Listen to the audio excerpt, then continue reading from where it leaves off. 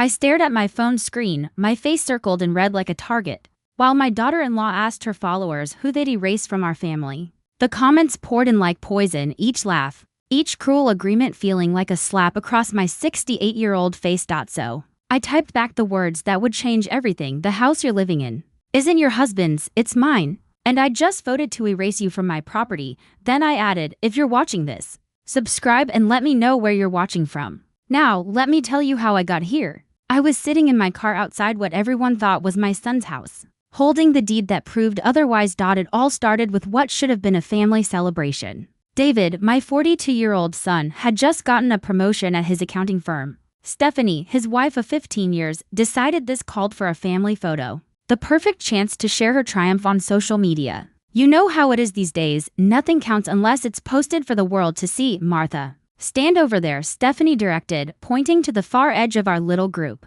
Not Mom or even Mom Martha like she used to call me years ago. Just Martha, with that tone she'd developed lately. The one that made me feel like hired help instead of the woman who'd raised the man she married. I stood where she wanted, watching as she ranged David and their two teenage kids, Emma and Josh, in the center, the perfect little nuclear family. I was clearly the add-on, the extra piece that didn't quite fit the aesthetic she was going for. She took dozens of photos, finding something wrong every time. David, tilt your head more. Emma, smile with your teeth. Josh, put your phone away for 5 seconds. But when she looked at me, she just sighed. Like my very existence was exhausting. The photo she finally chose was beautiful, I'll give her that. David looked distinguished in his new suit. The kids looked like magazine models. And Stephanie glowed, that particular glow that comes from getting everything exactly right. Even I looked decent, standing slightly apart but smiling genuinely at my family. What I didn't know then was what she planned to do with that photo. 3 days later, my neighbor Carol knocked on my door, her face flushed with indignation. Martha, honey, you need to see this, she said, thrusting her phone at me. And there it was, our family photo. Only now, my face was circled in thick red marker. The caption read, Family Game. If you could erase one person from this picture, who would you choose? I think you know my choice, and underneath that, family, drama, and honest moments. My heart stopped. I scrolled through the comments, each one a fresh wound. Definitely the old lady. Why is she even in the photo? Time for the nursing home. Your family would be perfect without the extra baggage. Stephanie had responded to every comment with laughing emojis and heart reactions. She was enjoying this, my humiliation as her entertainment. As I sat staring at her cruel post, the memory of buying that house 12 years ago came flooding back. David had just married Stephanie, and they were living in a cramped apartment, drowning in student loans and credit card debt. My husband Frank was still alive then, and we'd just received a substantial inheritance from his mother's estate. Mom, we're looking at houses, David had confided during one of our Sunday dinners. But the market's insane. We can't qualify for anything decent on our salaries. I remember watching Stephanie that night. How she avoided eye contact when money came up. How she suddenly became very interested in her phone whenever David mentioned their financial struggles. But I also saw how much my son loved her, how his face lit up when she laughed, how protective he became whenever anyone criticized her. Frank and I talked about it for weeks. We could help them with a down payment, he suggested one evening while we watched the news. Or we could do better than that, I replied, an idea forming. We could buy the house outright, let them live in it, and they could pay us rent until they're in a better position to take over the mortgage. Frank studied me carefully. He knew that look I got when I was working through a complex problem. You're thinking about putting it in your name only, he said, just as a safety net. I explained. You know how marriages can be unpredictable these days. If something happened, at least David would be protected. It seemed so smart at the time. So generous. When we found the perfect house, a beautiful colonial with 4 bedrooms and a big backyard for the grandchildren we hoped would come, I put it entirely in my name, the deed, the insurance, the property taxes, everything. David and Stephanie were ecstatic. They moved in like newlyweds starting their dream life. And for a while, everything was perfect. They paid us modest rent, just enough to cover the property taxes and maintenance. Frank and I felt good about giving our son such a solid foundation, but then, little by little, Stephanie began changing the story. She started introducing me as David's mother who helped us with the house. Then it became David's mother who gave us money for the house. Over the years, the story evolved until most people believed David had bought the house himself. With just a small assist from his parents, I never corrected anyone. Why would I? It wasn't about credit or recognition. It was about family. Frank died 5 years ago, and in my grief, I'd been even more generous. I stopped charging rent altogether. Your family, I told David when he tried to insist on paying. This is what family does for each other now. Sitting in my car, looking at that house with fresh eyes, I realized how thoroughly I'd been erased from the story of our family's success. The notification sound on my phone made my stomach lurch. More comments on Stephanie's post. More strangers agreeing that I was the expendable one in our family photo. But mixed in with the cruelty were a few voices of reason. People calling out the post for being cruel and disrespectful. One comment stopped me cold. That's someone's mother. How would you feel if your daughter-in-law posted this about your mom? Stephanie's response was swift and brutal. Some mothers-in-law earn their place in the family. Others just expect it because they gave birth. I believe in earned respect, not automatic entitlement. Earned respect. Automatic entitlement. I thought about all the Sunday dinners I'd cooked. The babysitting so they could have date nights. The emergency funds I'd provided when David's car broke down. Or when Stephanie needed money for her real estate license. I thought about the house, my house, where they'd lived rent-free for 5 years. What exactly did I need to do to earn my place? My phone rang. David's name flashed on the screen. For a moment, my heart lifted. Finally, my son was calling to defend me, to demand his wife take down that horrible post. Mom. His voice was tight, strained. We need to talk. Yes, we do, I said, thinking he meant the post. Stephanie showed me what you commented on her photo. That was completely inappropriate. The world tilted. Inappropriate? David, did you see what she posted? She asked people which family member they'd erase, and she circled my face. It was just a joke. Mom, you know how social media is. But claiming you own our house, that's taking things too far. Just a joke. My public humiliation was just a joke. David, I said slowly, I do own your house. My name is on the deed. I bought it 12 years ago. Remember? There was a long pause. That was different, he said finally. You bought it for us. It's been our home for over a decade. Yes, it's been your home. In my house, Mom. You can't be serious about this. We've put our whole lives into this place. We renovated the kitchen, redid the bathrooms, landscaped the yard. This is where my kids grew up. With money I saved you by not charging rent, I reminded him. Another pause, longer this time. When David spoke again, his voice was cold in a way I'd never heard before. What exactly are you threatening to do? The question hung in the air between us. What was I threatening to do? 24 hours ago, I wouldn't have known. But 24 hours ago, I hadn't been publicly humiliated by my own family. I'm not threatening anything, David, I said. I'm simply clarifying the facts. Your wife seems confused about who owns what in this family. You're being vindictive. I'm being accurate. After I hung up, I sat in the silence of my small apartment, the one I'd moved to after Frank died, so David's family could spread out in the big house. I'd downsized my life to make theirs bigger, and this was my reward. That evening, I did something I hadn't done in 5 years. I drove to my house and used my key to walk through the front door. Martha? Stephanie's voice came from the kitchen, sharp with surprise and something else. Fear. What are you doing here? I live here, I said simply, looking around at the changes they'd made. New furniture, new paint, new artwork. They'd made it theirs so completely that it felt foreign to me. Even though every inch was legally mine. That David appeared from the living room, his face flushed. Mom, you can't just walk in here anymore. This is our home, actually, I said calmly. It's my home.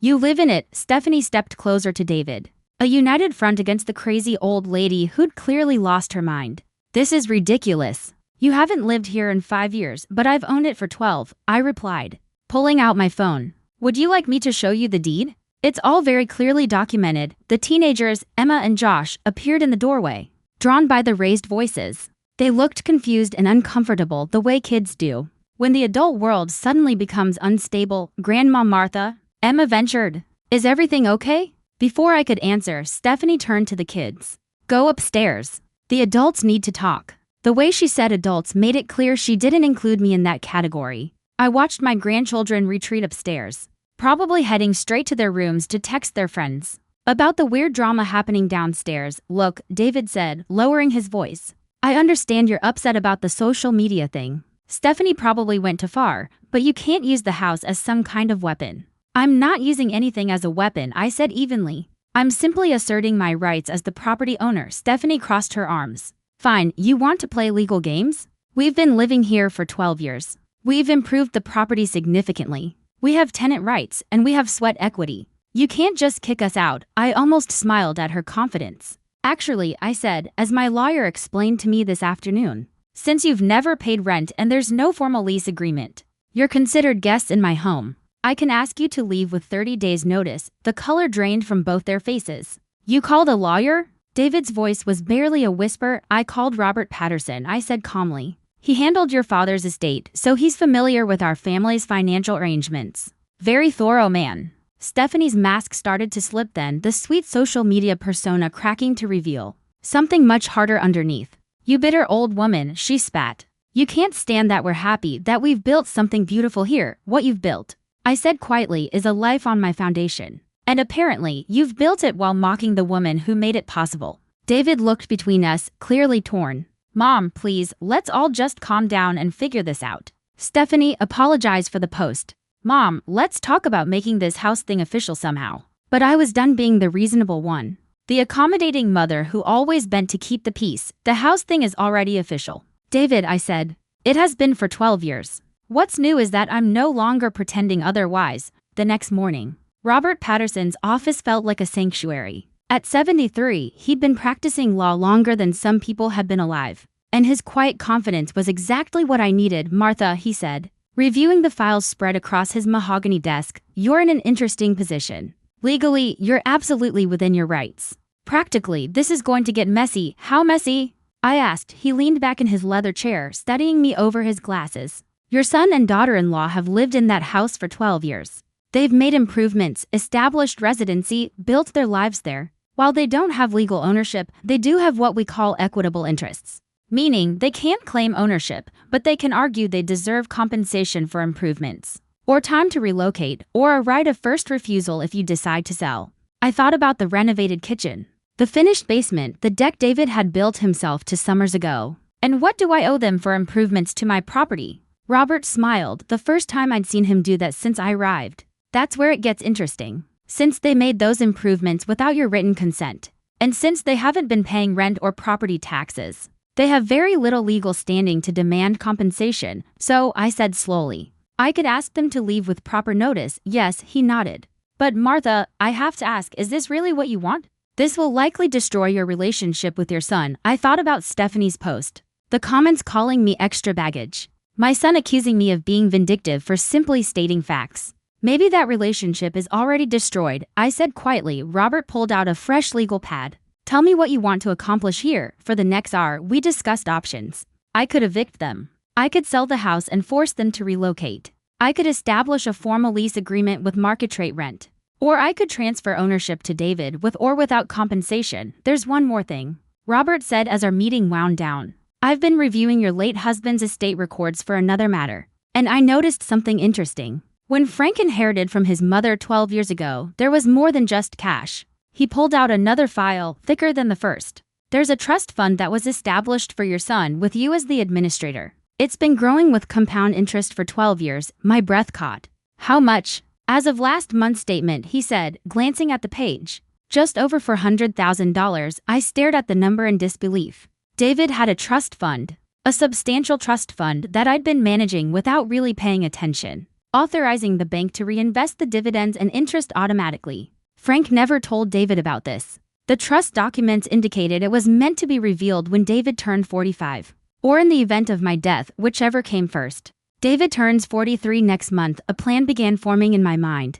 Not revenge exactly, but something more deliberate, something that would teach a few valuable lessons about assumptions and entitlement." "Robert," I said slowly, "I think I know exactly what I want to do." 3 days later, I was ready. I'd had time to think, to plan, and to discover just how deep Stephanie's manipulations ran. It started when I decided to review my financial records more carefully. Frank had always handled most of our investments, and after he died, I'd been content to let them grow on autopilot. But Robert's revelation about David's trust fund had made me curious. What else might I have overlooked? What I found in my bank statements made my blood run cold. For the past 2 years, someone had been making small, regular charges to my credit card.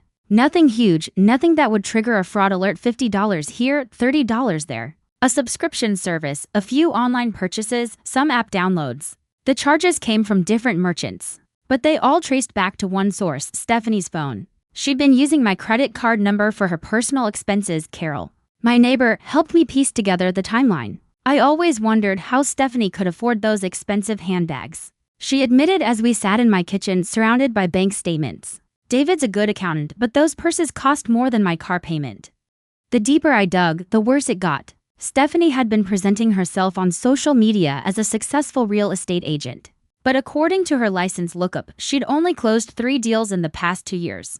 Her income was practically nothing, yet she was posting photos of spa days, shopping trips, expensive dinners all funded. I now realized, by my credit card, I calculated the total, over $8,000 in unauthorized charges. Small enough to fly under the radar, but large enough to fund the lifestyle she was flaunting online. The same online presence where she'd humiliated me for the entertainment of strangers. My phone rang just as I was photographing the evidence. Stephanie's name flashed on the screen, Martha. We need to talk. Her voice sounded different now, less confident than it had been a few days ago. Yes, we do, I agreed. David and I have been discussing the house situation, she said. We want to make this right. We're prepared to offer you fair market rent starting immediately. How generous of you, I said, glancing at the credit card statement spread across my table. And how exactly do you plan to pay this rent? There was a pause. What do you mean? I said, according to the real estate commission database. You've sold 3 houses in 2 years. That's maybe $15,000 in commissions before taxes. David makes $60,000 at the firm. So on $90,000 a year gross income, how exactly have you been funding your lifestyle? Another pause, longer this time. When Stephanie spoke again, her voice was tight. I don't know what you're implying. I'm not implying anything, I said calmly. I'm stating facts. For instance, the fact that my credit card has been charged $8.00 in the past 2 years for purchases I didn't make. The silence stretched so long I thought she'd hung up. Stephanie, are you there? Those charges, she said finally, her voice barely a whisper. I can explain those. I'm sure you can, I said. Just like you could explain why it was appropriate to publicly humiliate the woman whose credit card you've been stealing from. You never meant to get caught. I interrupted. There's a difference. When I hung up, I felt something I hadn't experienced in years, the rush of taking control. Tomorrow, I would implement the plan Robert and I had developed. Tonight, I would sleep better than I had since Frank died. The game was changing, and for the first time in a long time, I was the one making the rules. The next morning brought an unexpected ally. Emma, my 17-year-old granddaughter, showed up at my apartment with red-rimmed eyes and a determination that reminded me of myself. At her age, Grandma Martha, I need to tell you something, she said. Settling into my kitchen chair with the gravity of someone twice her age, I poured her coffee, noticing how much she'd grown up in the past few years. While I'd been busy being the accommodating grandmother, what's on your mind, sweetheart? Mom's been lying about a lot of things. Emma's voice shook slightly. I heard her on the phone last night, talking to her sister about the credit card thing. She wasn't sorry, Grandma. She was angry that you found out. My heart ached for this girl, caught between her mother's selfishness and her own sense of right and wrong. What else did you hear? I asked gently. Emma pulled out her phone, her fingers trembling slightly. She's been planning this for months, Emma said quietly. Look, she showed me a series of text messages between Stephanie and her sister Karen, messages about finally getting the old lady out of the picture and claiming what's rightfully ours. Messages about how David was too soft and needed to grow a backbone when it came to his mother. But the most damning message was from 3 weeks ago, posted the perfect thing today. Time to show Martha exactly where she stands in this family. David will thank me later when he sees how much happier we are without her constant interference. So the social media post hadn't been a spontaneous joke, it had been a calculated attack, designed to humiliate me into backing down. There's more, Emma continued, scrolling through the screenshots she'd taken. She's been telling people that you've been secretly charging us rent this whole time, that you're trying to kick us out because you need the money. She's making you sound desperate and greedy. I studied my granddaughter's face and saw Frank's honesty and David's gentle nature in her, but also something stronger. Something that wouldn't be bullied or manipulated. Emma, I said softly, I want you to understand that whatever happens between your mother and me, it doesn't change how I feel about you and Josh. She nodded, wiping her eyes with the back of her hand. I know, Grandma, but I also know what's right and what's wrong. And what Mom did to you was wrong. That afternoon, Robert called with news that changed everything. Martha, we have a problem, he said. David filed papers this morning claiming adverse possession of the property. My stomach dropped. What does that mean? It means he's arguing that since they've lived there openly for 12 years, maintained the property, and you've allowed them to live there without formal rent agreements, they have a legal claim to ownership through continuous occupation. I felt the ground shift beneath me. Can they do that? They can try, Robert replied. It's a long shot, but in some states, If someone occupies a property openly for a certain number of years, while the owner takes no action to stop them, they can claim ownership. The good news is that in our state, the requirement is 20 years, not 12. Relief flooded through me, followed quickly by anger. David was actually trying to steal my house through legal manipulation, but there's something else. Robert continued. They've hired Margaret Stevens as their attorney. She's expensive, Martha. Very expensive. On David's salary, there's no way they can afford her. Then how are they paying her? I asked. That's what we need to find out, he said. Because if they're using credit obtained through fraud, we have them dead to rights. After I hung up, I sat in my apartment, looking around at the modest space I'd chosen, so my son's family could live comfortably in my house, the house they were now trying to steal from me. Well, two could play at legal games. The confrontation came sooner than I expected. David appeared at my door the next evening, and for a moment, I saw the little boy who used to bring me dandelions and call them flowers. Mom, we need to end this madness, he said, but his voice lacked conviction. I agree completely, I replied, stepping aside to let him in. The madness of your wife stealing my credit card. The madness of you trying to claim my house through adverse possession. The madness of publicly humiliating the woman who gave you everything. David flinched at each accusation. It doesn't have to be like this. We can work something out. You mean the way we worked out you living rent-free in my house for 5 years? That was different, he said. You're right, it was. I shot back. I offered. And you've repaid my generosity by letting your wife commit credit card fraud and trying to steal my property through legal manipulation. David slumped into my armchair, suddenly looking older than his 42 years. She said it was the only way to protect our family. He muttered. That you were getting unstable, that you might try to take the house away for no reason. So the solution, I said evenly, was to humiliate me publicly and then actually try to take my house away. He sighed. When you put it like that, it sounds crazy. It is crazy. David, your wife has manipulated you into thinking I'm the problem when she's been stealing from me for 2 years. For a moment, I saw doubt flicker across his face. Then his phone buzzed. I watched him glance at the screen, read a message, and harden again. Stephanie says you've been spreading lies about her to Emma, he said. That you're trying to turn our kids against their mother. I haven't said a word to Emma about any of this, I said calmly. But apparently, she has eyes and ears of her own. David stood up abruptly. Look, Mom, here's the deal. We're willing to pay you $2,000 a month in rent, starting immediately. That's fair market value. In return, you drop all this nonsense about credit card fraud. And if I don't accept your generous offer? I asked. Then we'll see you in court, he said flatly. Stephanie's attorney thinks we have a good case for adverse possession and she's prepared to argue that your recent behavior shows you're not competent to manage property ownership. The threat hung in the air between us. They were going to try to have me declared mentally incompetent. David, I said quietly. Do you remember when you were 8 years old and you broke Mrs. Henderson's window with a baseball? He looked confused by the sudden change of subject. Yeah, you came home crying, terrified of getting in trouble. Do you remember what I told you? He hesitated. You said that breaking the window was an accident, but lying about it would be a choice. And what did we do? I asked gently. We went over together. And I apologized and offered to pay for the window with my allowance money. I nodded. You learned that day that taking responsibility for your mistakes is what makes you a good person. What you're doing now, David, isn't an accident. It's a choice. When he left, I sat in the silence, thinking about the little boy who'd once understood right from wrong, and wondering when he'd lost that clarity. The discovery came from an unexpected source. Josh, my 15-year-old grandson, called me while his parents were at their lawyer's office. Grandma, I found something in Mom's office. Can you come pick me up? 20 minutes later, I was parked outside the house I still legally owned, watching my grandson hurry down the driveway with a manila folder clutched in his hands. What is it?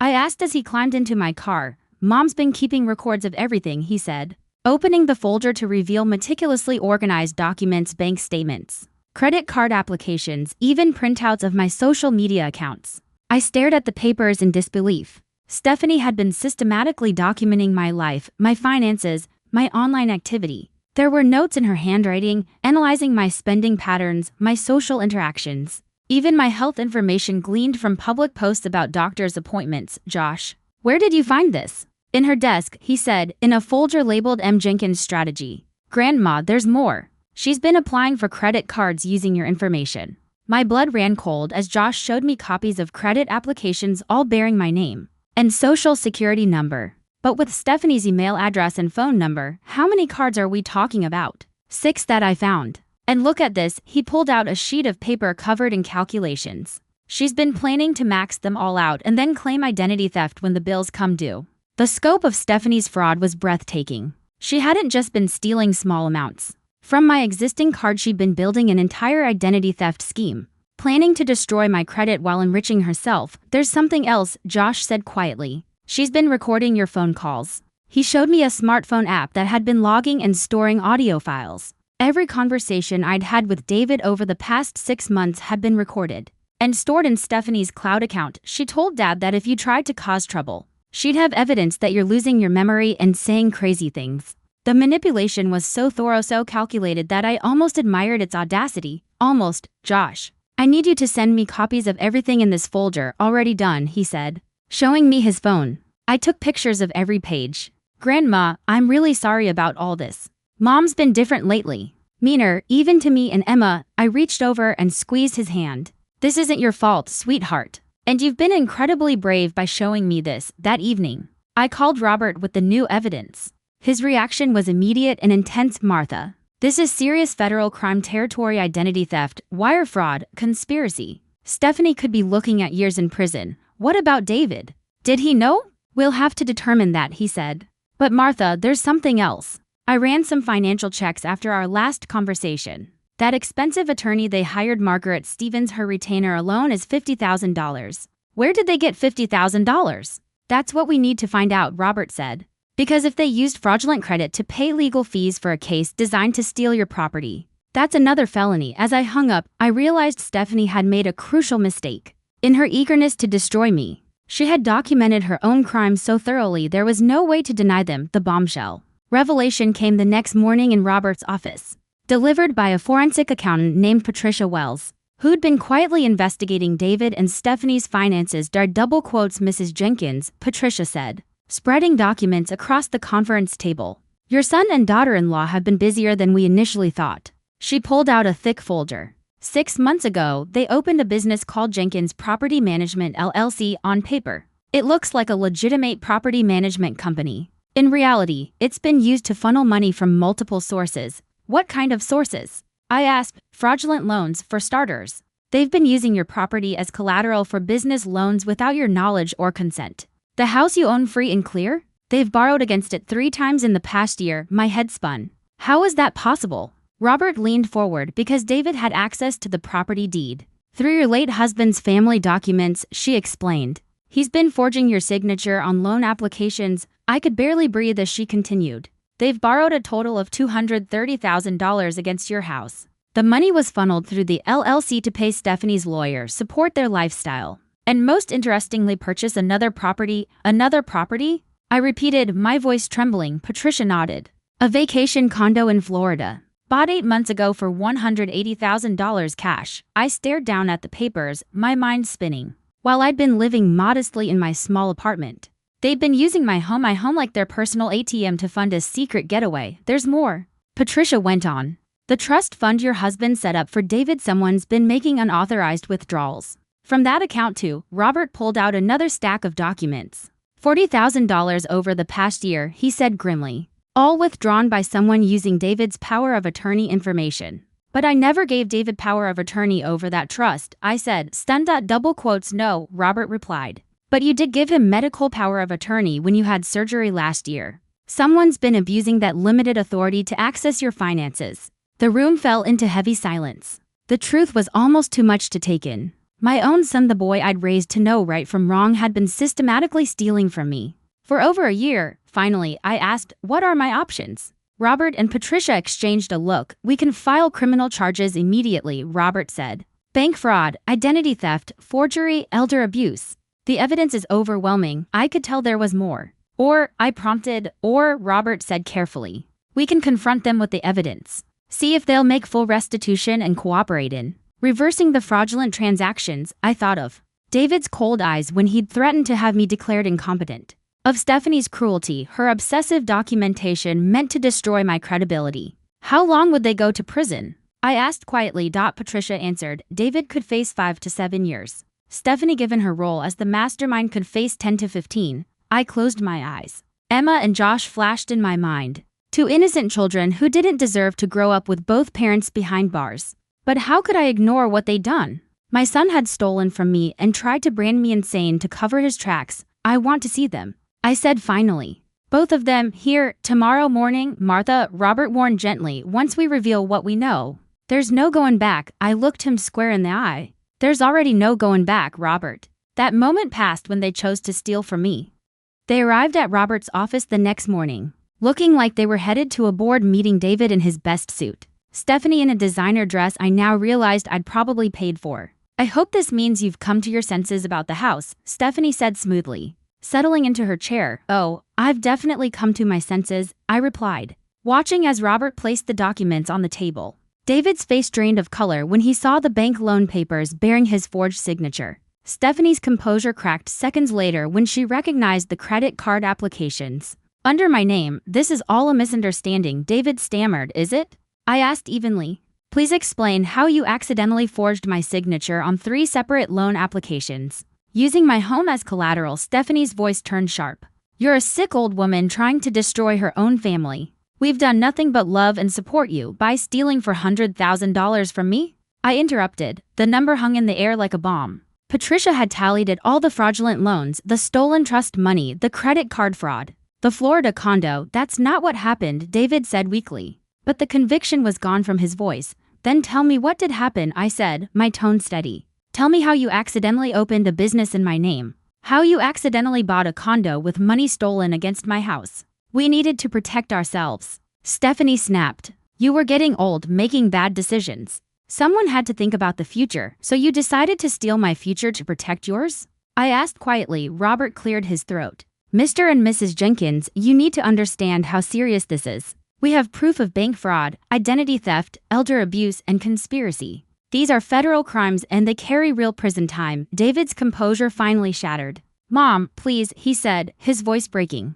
I never meant for it to go this far. Stephanie said it was just temporary, that we'd pay everything back once the business took off. But the damage was already done. What business? I asked quietly. The property management company, David said. The one you're calling fake. It's not fake. We were going to make it real. I studied his face, searching for any trace of the honest little boy who once cried after breaking Mrs. Henderson's window. David, I said softly, do you remember what I taught you about responsibility? This is different, he said. No, I replied. It's exactly the same. You broke something and now you have to decide whether to take responsibility for it or keep lying about it. Stephanie suddenly leaned forward, her tone sharp and venomous. You self-righteous woman. You think you're so perfect. But you're just a lonely old woman who can't stand that her son has his own life. The mask was gone now, no pretense. No charm, just the cold, calculating predator beneath. I am a lonely old woman, I said evenly. But I'm a lonely old woman who owns property worth $400,000 that you've been stealing from. And I'm a lonely old woman who doesn't have to live with the guilt of betraying her own family. Robert cleared his throat and pulled out the final document.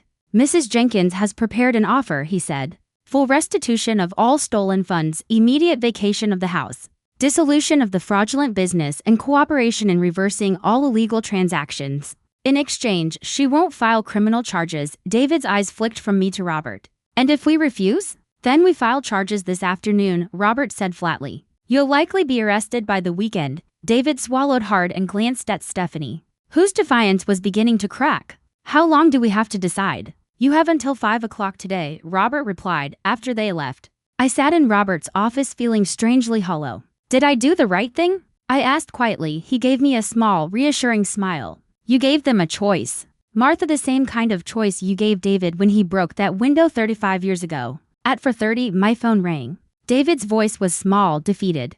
We accept your terms, Mom. We'll sign whatever papers you need. 3 weeks later, I stood in the kitchen of my house making coffee in a space that felt both familiar and new. David and Stephanie had moved out the previous weekend, taking only their personal belongings. The vacation condo was sold, the fraudulent loans repaid, the trust fund restored. A soft knock came at the door. It was Emma, carrying a small box of forgotten things. How are you doing, Grandma? She asked. I'm good, sweetheart. How about you and Josh? Settling into the apartment? She shrugged. It's smaller, but it's honest. Dad's been different since everything came out. More like his old self, you know? I nodded. I do know. Sometimes you have to lose everything to remember who you really are, she smiled shyly. Will you come for dinner Sunday? Only if you promise to make my favorite pot roast, I teased. Her laughter was genuine the first time I'd heard it in months after she left. I walked through the house, seeing it with fresh eyes. It was mine again, not just in name, but in spirit. The lies, the manipulation, the poison, they were gone. The air felt lighter. That evening, I sat on the front porch with a cup of tea, watching the sun melt into gold and purple across the sky. My phone buzzed, a social media memory from 4 years ago. It was Frank and me, sitting right here on this porch, celebrating our 40th wedding anniversary. He was smiling at the camera, but I was looking at him, my face full of love and peace. I shared the photo with a simple caption: sometimes you have to fight for what matters most. Peace isn't the absence of conflict, it's the presence of justice. Within an hour, the post had dozens of likes and comments. Neighbors, old friends, even strangers reached out, sharing their own stories of betrayal, survival, and healing. But one comment stood out above all the rest. It was from Emma: "Love you, Grandma.